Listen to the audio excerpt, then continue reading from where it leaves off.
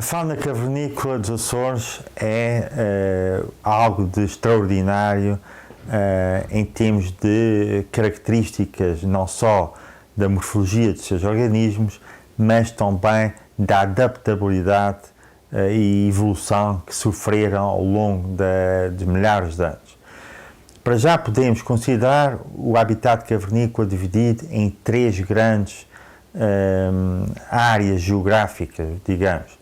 Por um lado, a entrada das grutas, onde temos uma espécie de habitat muitas vezes designado por lavícola, que são as lavas recentes que ocupam as entradas das cavidades. Por outro lado, temos o interior da cavidade propriamente dita, onde ainda poderemos dividir esse habitat em várias secções, desde da entrada propriamente dita, mas onde existe ainda alguma luz, a zona de penumbra, já onde a quantidade de luz é muito ténue, e finalmente a escuridão total, onde a adaptação tem que ser muito particular. E já vamos falar de como é que são feitas essas adaptações em termos morfológicos. Além, portanto, da entrada lavícola e da gruta propriamente dita, temos o meio subterrâneo superficial, que são as fendas que não são, digamos, para nós visíveis, mas onde muitos desses organismos conseguem penetrar mais profundamente no solo e aí viver em alternativa ou em conjunto com o habitat cavernícola. Considerando agora o tipo de estilo de vida dos organismos que aí vivem, temos três grandes grupos de organismos.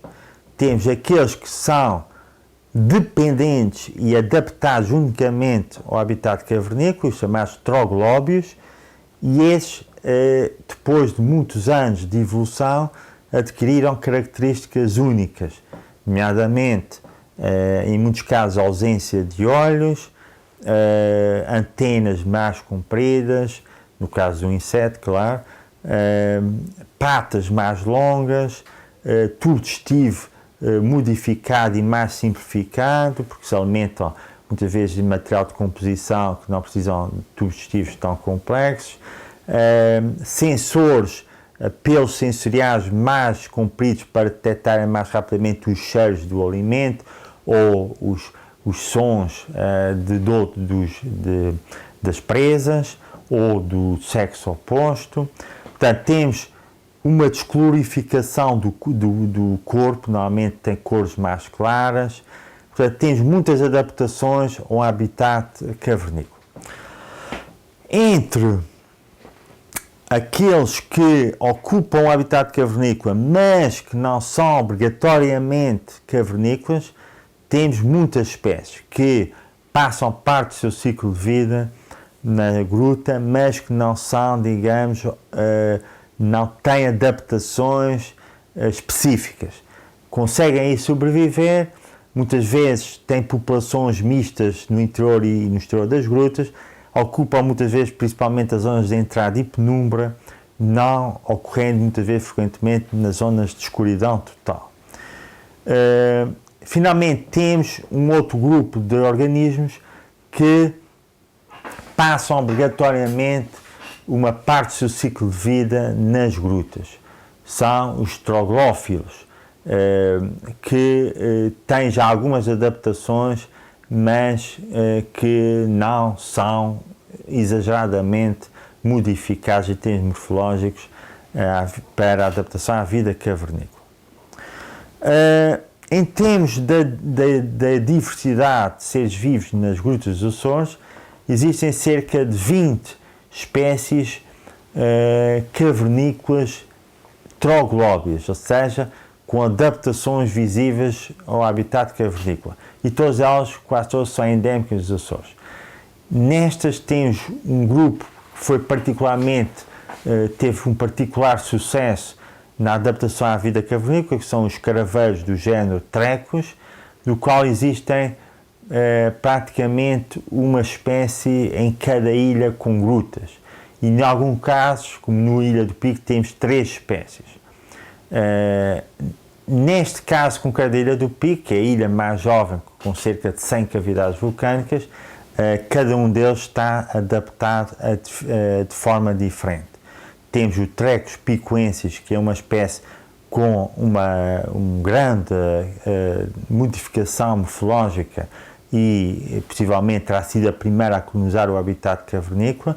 Praticamente não tem olhos e tem uma descoloração total do corpo e um corpo mais esguio. Por oposição, teremos o Trecos montanheirorum, que é conhecido muito, em grande parte da sua população, da Gruta dos Montanheiros, embora se tenha já encontrado numa ou noutra cavidade, e que vive só na entrada da gruta, em zona de penumbra, e que tem ainda muitas semelhanças com o seu parente Epígeo, portanto, que vive na floresta, ou seja, ainda tem uma cor relativamente escura, os olhos ainda são relativamente grandes e não tem o corpo tão esguio como o Trecos picuensis. Finalmente temos o Trecos pereirae, que vive numa gruta também na Ilha do Pico e que é um pouco mais pequeno e tem uma adaptação intermédia à vida cavernícola entre o picuensis e o montanheirorum. Na Ilha Terceira temos uma espécie de Trecos também, que é muito abundante, por exemplo, no Algarve do Carvão, mas que vive também no meio subterrâneo superficial e corre em muitas grutas na Ilha Terceira. Na Ilha de São Jorge temos duas espécies de Trecos, o Trecos georgensis e o Trecos isabelae, ambos ocorrendo em dois algarves diferentes, o Algarve de Montoso, o Trecos isabelae, e o Algarve das Bocas do Fogo, o Trecos georgensis. Ambas essas espécies também têm diferentes capacidades de adaptação. O georgensis é mais cavernícola, mais troglóbio, o isabelae não é tão modificado como o georgensis. Finalmente temos um outro escaravelho cavernícola, que é o Thalassophrus azoricus, que é o mais bem adaptado à vida cavernícola e que vive na Gruta de Água de Pau, em São Miguel. Este animal é dos mais espetaculares em termos de adaptação, porque não tem olhos e tem pelos muito compridos e um aspecto verdadeiramente diferente de um inseto normal. Entre os escaravelhos cavernícolas, falta-nos referir o Trecos da Ilha de Faial, o Trecos faialensis, que é muito parecido com o picuensis, ou seja, está bem adaptado à vida cavernícola e, consequentemente, é um verdadeiro troglóbio.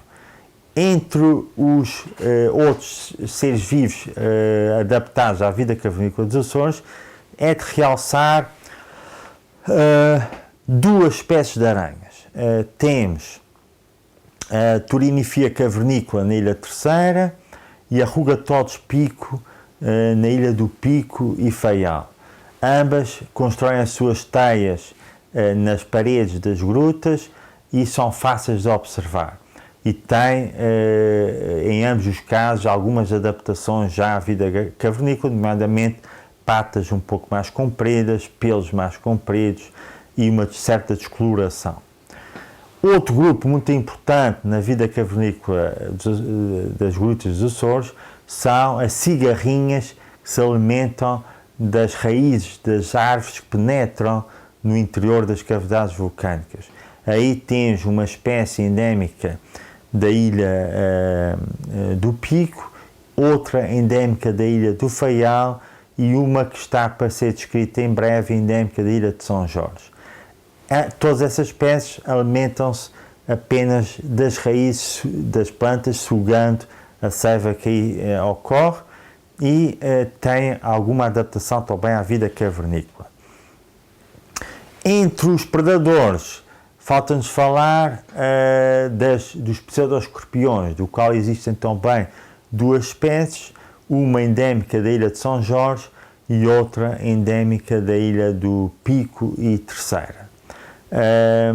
Falta-nos ainda referir as centopeias, do qual também temos espécies endémicas, e os colêmbulos, que que são insetos e exaptos muito pequeninos, branquiçados, que saltam e que são decompositores importantes nas cavidades vulcânicas. Além dos artrópodes, temos dois outros grupos de organismos muito fáceis de observar, nomeadamente as bactérias que cobrem as paredes das grutas e os musgos que cobrem as entradas das cavidades vulcânicas.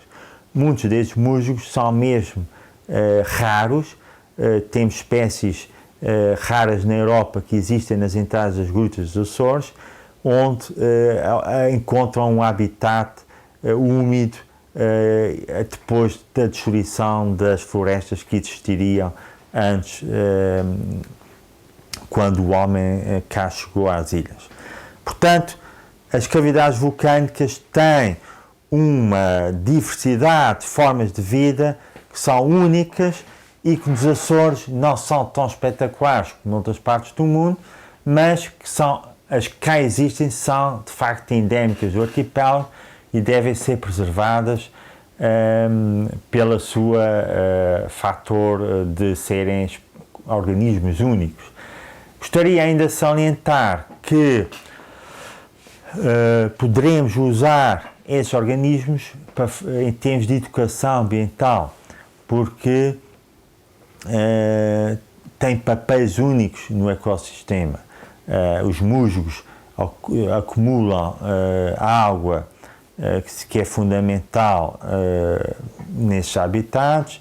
As bactérias poderão ser úteis em muitas indústrias no futuro e na biotecnologia, até para a criação de medicamentos novos, e os artrópodes que aí vivem são parte de um ecossistema único, ocupando todas as funções desse ecossistema. Não existem praticamente vertebrados neste habitat, portanto, os artrópodes ocupam todas as funções fundamentais desse ecossistema.